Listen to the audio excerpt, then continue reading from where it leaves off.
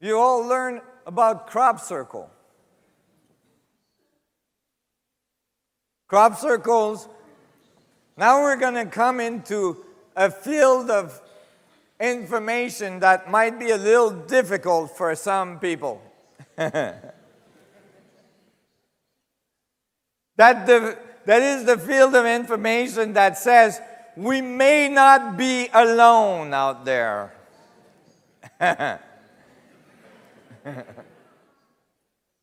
It just happens there might be life elsewhere in this universe. And these other beings elsewhere in this universe might be more advanced than us. You know, these things have been occurring in England for a very long time. And so at one point, a bunch of people that study these things, study crop circles, said, maybe we should, if somebody's trying to talk to us, maybe we should talk back. So they went out there and they stomped around and made big letters. I guess they wrote it in English. They assume they must know English by now. And they wrote, what do we need to know? And the next crop circle that occurred was this one. Now, this is exactly the geometry I've been just showing you. What do we need to know? You can see that the way the hay is bent, the way the hay is woven, you can see that it was made so that you get dark, shadow and less dark, reflective surface, so you can see that it's a three-dimensional tetrahedron structure. You don't do that so easily stomping around at night in the middle of the night. It just doesn't happen that way. Never mind how big it is. You can see here, this is 1997 that this happened. I had already described the 64 tetrahedron grid of the structure of space-time when the question was asked, what do we need to know?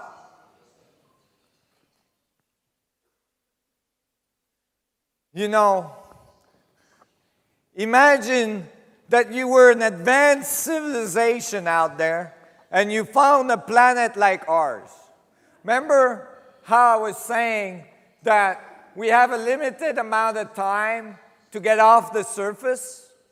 So this advanced civilization would have got off their surface on time. They survived the whole thing. And, you found a civilization like us. People always say, why don't they just land on the White House lawn and get it over with? Well, in order for that to happen, we would have to stop shooting. Right? Like, imagine you show up with your ship to this planet, that's not so advanced, and you tune in to their little, satellite feed of CNN, right? And you're listening to the news, and you're going, oh my God, what are they doing to each other, right? And then you turn to your crew, and you go, okay, who's volunteering to go down there and land on the White House lawn?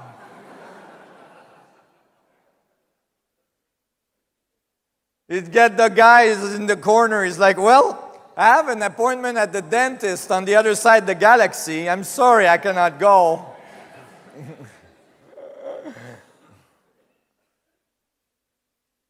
So what would you do? Well, if you have advanced technology, doing something like that might not be such a big deal, right? So you'd find nice fields in modern countries that have good media and everything, and you maybe give them, information to try to help them along. Understand the geometry of space, understand the geometry of the fundamental structure of creation, so maybe you can help them get off the surface on time. So, then 2 weeks later, they were insisting, or a few weeks later, they were insisting on the pattern. They did another one. And this one, they put another piece of information in the middle. And when you look at that new piece of information in the middle, you get a whole new set of information. And guess what it is? It's the same geometry, but going inwards, going towards the vector equilibrium, going towards the collapsing part of the equation. So in 2 crop circles, after the question was asked, what do we need to know? We have, the fundamental principle of the expansion and collapsing function of the structure of the vacuum. For somebody like me that was doing that kind of research, you can imagine that I was ecstatic. I was jumping around when I found this. Jumping around in my van, from the outside must have looked bizarre. What's happening in that van, And so, it happens as well that if you put the octahedron structure on top of this, it matches nicely. And then other crop circles occurred. Look at that. That's a perfect 64 tetrahedron grid. You'd think they're trying to tell us something. There's one crop circle that's very impressive. It's a reply to the Arecibo message that we sent in 1972, I believe, from the largest telescope radio telescope on Earth at the time, Arecibo.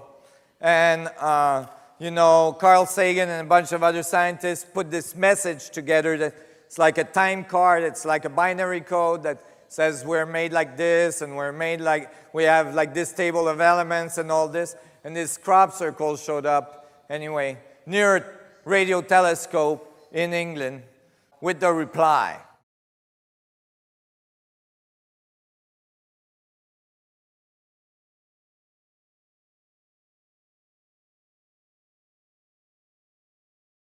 So this is really first contact.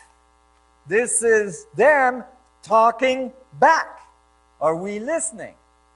Well, interestingly, when I looked at the bottom of that punch card, I was very, very intrigued, going, well, what is that technology down there?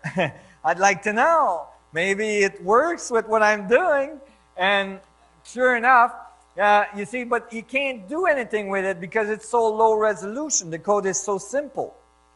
So I couldn't really do anything with it. And then it was found that the exact same field in England, a year prior to this card, this punch card appearing in it, across the same radio telescope, they had given us the answer to what's at the bottom of the punch card.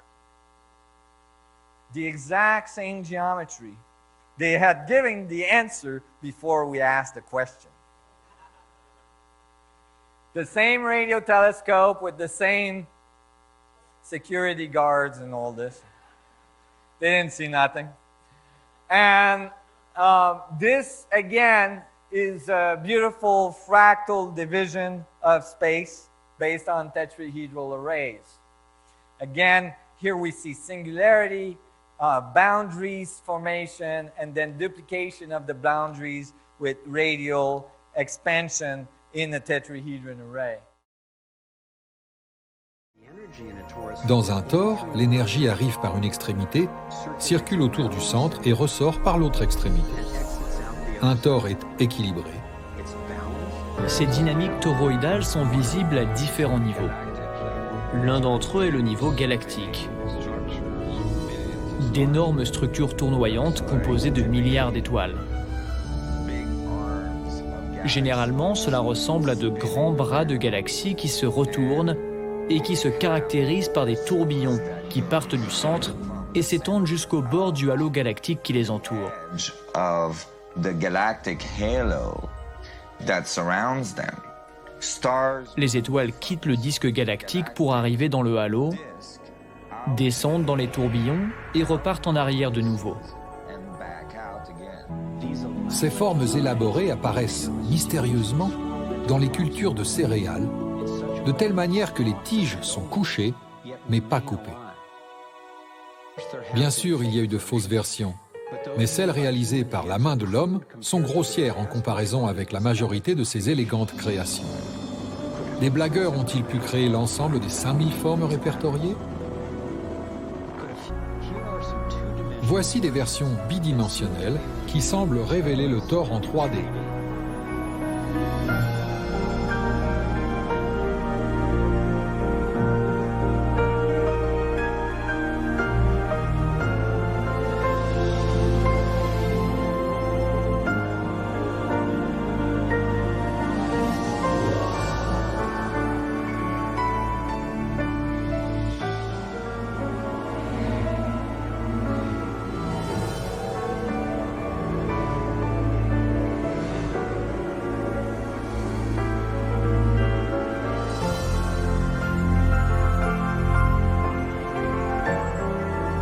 Et ici, nous avons le vecteur équilibrium.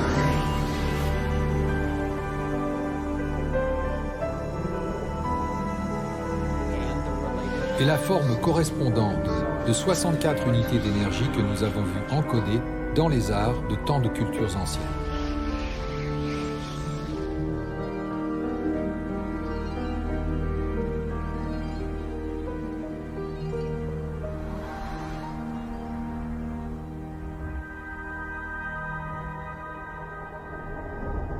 Very little writing is found in these Très peu d'écrits ont été trouvés dans le temple d'Osiris. There is one Cependant, il existe une information très importante dans ce temple, sous la forme d'un dessin à peine visible, mais clair et précis. size drawing Il n'est pas gravé dans la roche, etched into the rock. il n'est pas sculpté. De manière extraordinaire, il est brûlé dans la structure atomique de la roche. Of the rock in some extraordinary way. Nassim has decoded the Osirian. Nassim a décodé le symbole d'Osiris en 3 dimensions. Étant donné que notre monde n'est pas en 2 dimensions, il est logique que les codes donnant des informations à son sujet ne soient pas limités à des représentations plates.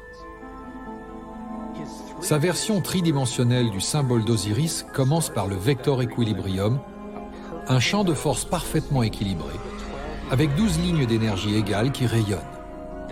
Elle stabilise son centre comme les 12 rayons d'une roue.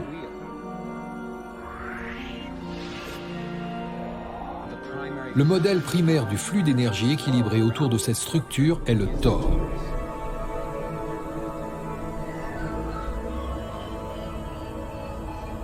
Nous passons maintenant au niveau suivant, plus vaste, avec un total de 64 pyramides appelées tétraèdres.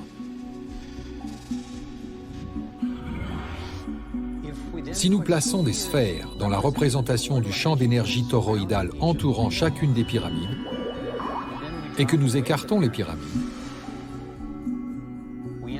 nous nous retrouvons avec une matrice qui, étonnamment, se superpose exactement à l'icône d'Osiris.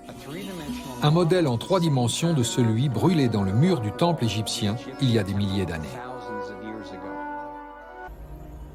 When I saw the coherence, Lorsque j'ai constaté la cohérence entre les crop circles et les encodages antiques, j'ai pensé sans me préoccuper de qui les avait créés et de leur provenance, que ces dessins devaient avoir un rôle important. Ils sont tellement cohérents. I've come to believe that J'en suis venu à croire que le modèle du Thor et le Vector Equilibrium, particulièrement sous la forme du cristal à 64 tétraèdres, nous montrent comment l'énergie fonctionne dans l'univers, afin que nous puissions apprendre à nous aligner sur elle. Je crois qu'ils nous fournissent un modèle pour accéder à l'énergie d'une manière propre, sûre et illimitée, ainsi qu'un nouveau moyen de propulsion. La recherche sur l'énergie du futur, celle qui provient du vide quantique. On va tout vous expliquer. Donc, de quoi s'agit-il exactement? En quoi est-ce une révolution et quelles applications peut-on imaginer? Nassim Haramein est là pour nous expliquer. Bonjour Nassim. Bonjour. Vous êtes le directeur de la recherche, fondateur de International Space Federation. Oui. Merci d'être avec nous dans Objectif Croissance. Merci. Alors, parlez-nous d'International Space Federation, ISF. Qu'y a-t-il derrière ce nom?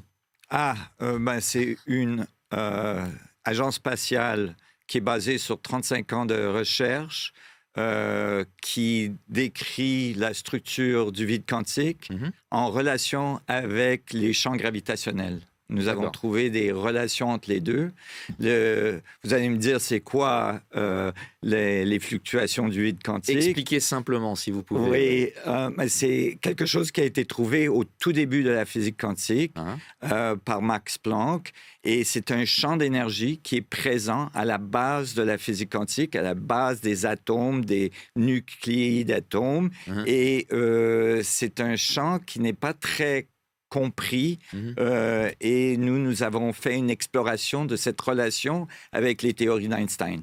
D'accord. Alors, ça existe depuis 2022, International Space Federation. Enfin, vous avez une expérience qui est beaucoup plus longue que ça. Oui. Votre siège est à Genève. Vous avez un bureau en France aussi, en Haute-Savoie. Des laboratoires en France. Voilà. Et vous comptez une quinzaine de collaborateurs. Mais tout ça, c'est le fruit de 30 ans de recherche, vous nous dites. Sur quoi travaillez-vous exactement? Quelles sont vos missions?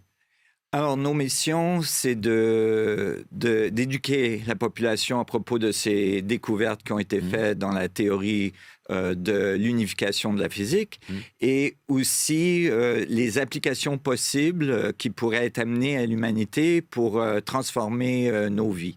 En matière d'énergie, En matière d'énergie, Voilà. en matière de propulsion, c'est-à-dire de contrôle de la gravité et de beaucoup d'autres applications qui pourraient avoir un impact fondamental sur notre société. Contrôle de la gravité, c'est pour ça que vous dites que vous êtes une agence spatiale. Enfin, vous ne préparez pas des missions, mais vous travaillez sur ce qui pourrait servir dans le domaine spatial. Ouais. Exactement, pour l'exploration spatiale et pour la capacité d'aller à beaucoup plus grandes distances dans notre système solaire et peut-être au-delà. Ça doit intéresser Elon Musk, ça, lui qui prépare des missions sur Mars. Mais alors, Oui. pour nous, là, sur Terre, quelles applications on peut envisager en termes d'énergie, Oui. de nouvelles sources d'énergie? Ce vide quantique, ces fluctuations du vide quantique, ils sont très, très denses au niveau quantique. Et donc, il y a beaucoup d'énergie à extraire si on arrive à l'extraire. Et ça peut nous amener, vous pouvez imaginer une voiture électrique que vous n'avez jamais besoin de brancher. Ou vous pouvez imaginer tous vos Donc, on n'aurait plus besoin de cellulaires. ces batteries très, très lourdes qui ne Exactement. se recyclent pas. Oui. Ce serait sous quelle forme? Ce serait Ce serait une petite boîte. une petite boîte. Ouais, avec des pièces à l'intérieur qui sont des bobines électromagnétiques qui interagissent avec le vide quantique. Et ça, vous maîtrisez la recherche autour de ce type d'énergie. Oui. Et ça pourrait arriver quand? Ça pourrait arriver dans les 5 années qui suivent Oui. D'accord. et complètement révolutionner l'industrie de l'énergie Eh oui, bien sûr. et éventuellement l'industrie de la propulsion Bien de sûr, nos les véhicules. mobilités. Oui, Ouais, oui. ouais. Comment est-ce que vous